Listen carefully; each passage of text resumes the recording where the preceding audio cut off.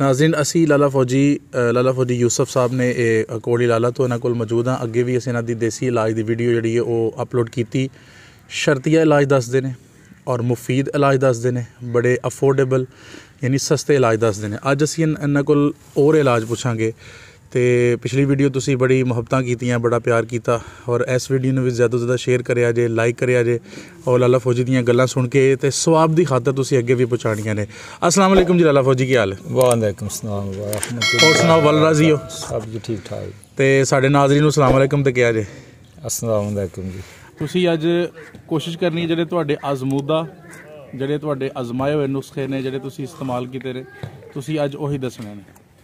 सब तो पहले दस्यो कि अजकल सर्दी का मौसम है, तो सर्दी के मौसम में जानवरों के बचाव वास्ते की एहतियाती तदबीर होनी चाहिए?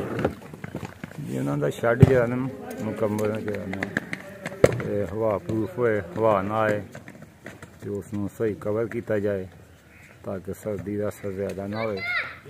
बेहतर तो है कि वो शैड के कोई टैंपरेचर वाला मीटर लगा हो ताकि तुहानूं मालूम होए कि मेरे डंगर के शैड च सर्दी इतनी है, ज़्यादा नहीं। अगर किसी डंगर नूं ठंड लग जाती है, उहदियां अलामतां की होणगियां और फिर उहदा इलाज की होएगा?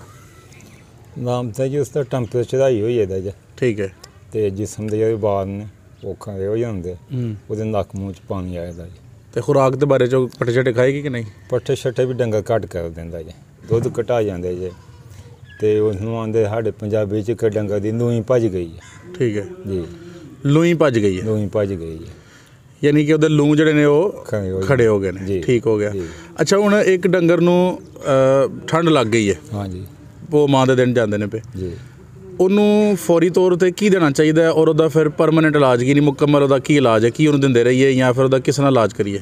ਉਹਦਾ ਬੰਦਾ ਸਾਹਿਬ ਕਿ ਟੈਂਪਰੇਚਰ ਚੈੱਕ ਕਰਨ ਦਿਓ जी। ਅਗਰ ਟੈਂਪਰੇਚਰ ਉਹਦਾ ਲੋ ਹੋ ਗਿਆ जी, ਤੇ ਉਸ ਨੂੰ ਦੁੱਧ ਦੇ ਵਿੱਚ ਇੱਕ ਦੋ ਆਂਡਾ ਪਾ ਕੇ ਦਿਓ।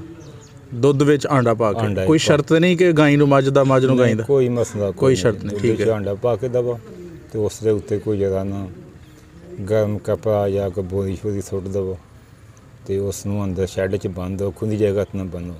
ਇਸ ਤੋਂ ਬਾਅਦ ਉਸ ਨੂੰ ਗੁੜ ਦਿਓ ਜਾਂ ਸ਼ੱਕਰ ਦਿਓ। ठीक है, गुड़ चूँकि अजकल ताज़ा है, हाँ जी, ये भी जानवर वास्ते मुफीद है। वो भी दवो। अच्छा हुण तुसीं दस्सिओ कि तुसीं कहा कि अंडा दवो ਉਹਨੂੰ ਦੁੱਧ ਵਿੱਚ पा के ते किन्ने टाइम देना है? सुबह देना है, शाम देना है, किन्ने दिन देना है, किन्नी बारी देना है? जब तक ठीक नहीं होता उसमें 2 टाइम दे दो, 3 टाइम दे दो, क्योंकि ਇਹਦਾ ਕੋਈ ਸਾਈਡ ਇਫੈਕਟ ਕੋਈ ਨਹੀਂ। साइड इफेक्ट कोई नहीं, बिल्कुल सही तुसीं कह रहे हो जी। ज़बरदस्त। तो पट्ठियां तो पहले पट्ठियां तो बाद मुफीद रहेगा? पट्ठियां तो बाद मुफीद रहेगा जी। ठीक हो गया, यानी क्लियर हो गया नाजरीन, क्लियर हो गया कि अगर अजकल दौर जी फौरी तौर पर इलाज है जी जी कि अंडा तुसीं लैके देसी या जिहड़ा भी मिलता है उन्होंने तुसीं दुध विच पा के, दुध की कितनी मकदार ले लीए? आधा किलो हो जाए, किलो हो जाए, आधा किलो या किलो? कम से कम किलो दूध, कम से कम किलो हो जाए। ठीक है, आधा ना होए किलो है, किलो दूध। ਉਹਦੇ ਵਿੱਚ 2 अंडे पा ਲਈਏ? 2 अंडे पा, 2 अंडे पा के जर्दी समेत ਉਹਨੂੰ ਫੈਂਟ ਕੇ ਤੇ ਜਾਨਵਰ ਨੂੰ ਦੇ ਦਈਏ। छोटे जानवर ने उन्होंने भी यही देना है या ਜਿਹੜੇ ਮੱਝ ਗਾਈਆਂ ਉਹਨੂੰ ਵੀ यही देना है? बना सब ये देना है, लेकिन कोई डोज कम कर लो। ठीक है, ਉਹਨੂੰ ਇੱਕ ਆਂਡਾ ਕਰ ਲਓ ਤੇ ਗੁੜ ਲਾ ਕੇ ਦੇਣਾ ਹੈ तो उसਨੂੰ ਪਾਈਆ ਅੱਧ ਪਾਈਆ ਕਰ ਲਓ। ठीक है, ਦੁੱਧ ਵੀ ਕਮ ਕਰ ਲਓ। अच्छा ਇਹ ਗੁੜ ਵਾਲਾ ਤੇ ਅੰਡੇ ਵਾਲਾ ਨੁਸਖਾ ਇਕੱਠਾ ਹੀ ਲਗਾਉਣਾ? ਇਕੱਠਾ ਹੀ ਲਾ ਦਿਓ। ठीक है, ਤੇ ਗੁੜ ਵੱਡੇ ਜਾਨਵਰ ਵਾਸਤੇ ਕਮ ਸੇ ਕਮ ਕਿੰਨਾ?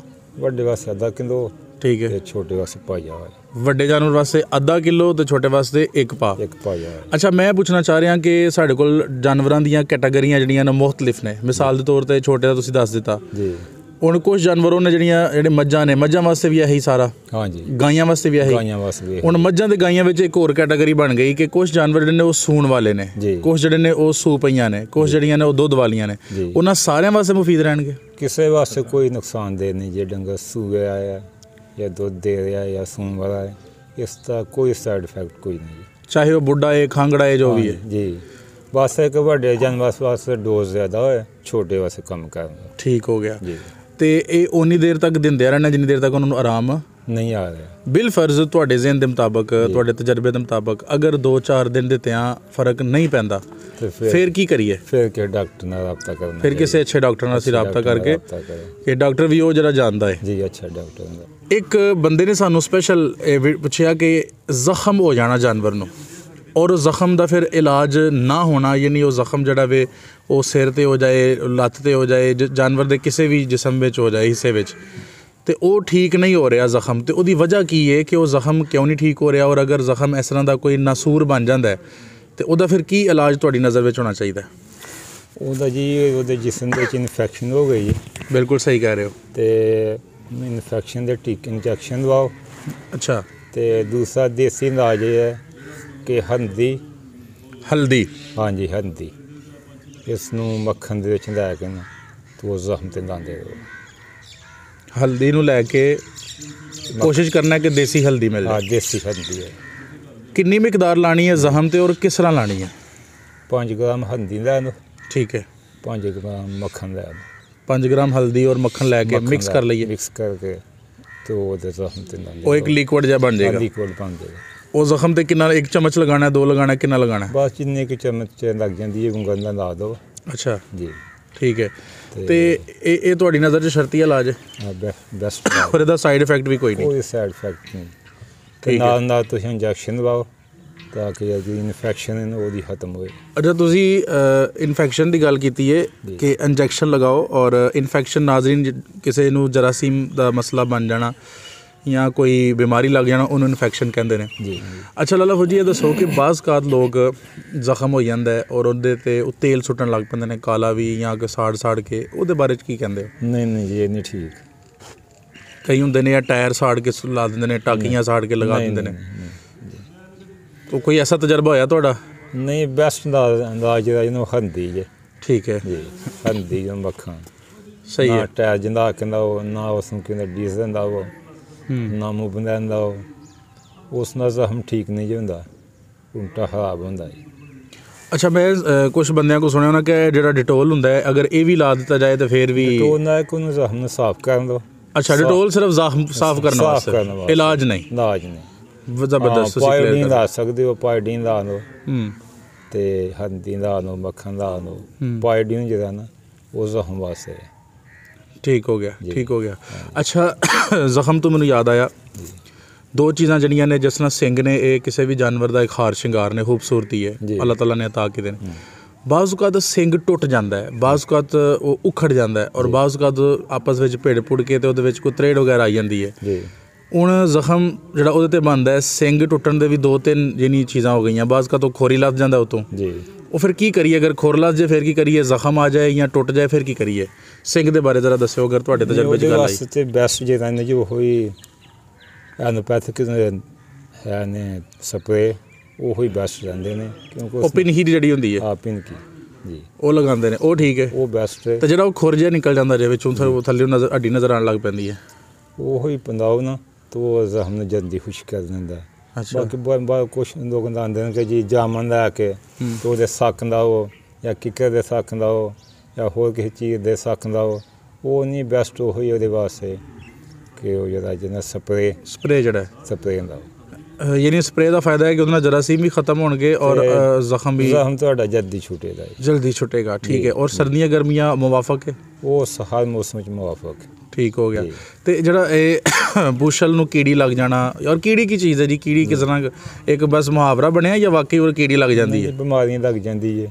ਅੱਛਾ ਜੀ, ਚਲੋ ਲੋਕ ਉਹਨੂੰ ਕੀੜੀ ਦਾ ਨਾਂ ਦੇ ਦਿੰਦੇ ਨੇ। ਬਾਜ਼ ਔਕਾਤ ਜਾਨਵਰ ਦੇ ਕਿਸੇ ਸਿੰਘ ਵਿੱਚ ਆ ਕੇ ਪੂਛਲ ਲੱਥ ਜਾਂਦੀ ਹੈ। ਪੂਛਲ ਵੀ ਖੂਬਸੂਰਤੀ ਦੀ ਅਲਾਮਤ ਹੈ, ਉਹ ਕੱਟੀ ਜਾਂਦੀ ਹੈ। ਬਾਜ਼ ਔਕਾਤ ਜਿਹਨੂੰ ਕੀੜੀ ਕਹਿੰਦੇ ਨੇ ਉਹ ਲੱਗ ਜਾਣਾ। ਬਾਜ਼ ਔਕਾਤ ਉਹਦੇ 'ਤੇ ਕੋਈ ਗੰਦਗੀ ਦੀ ਵਜ੍ਹਾ ਤੋਂ ਉਹ ਆਹਿਸਤਾ ਆਹਿਸਤਾ ਸੁੱਕਣ ਲੱਗ ਪੈਂਦੀ ਹੈ।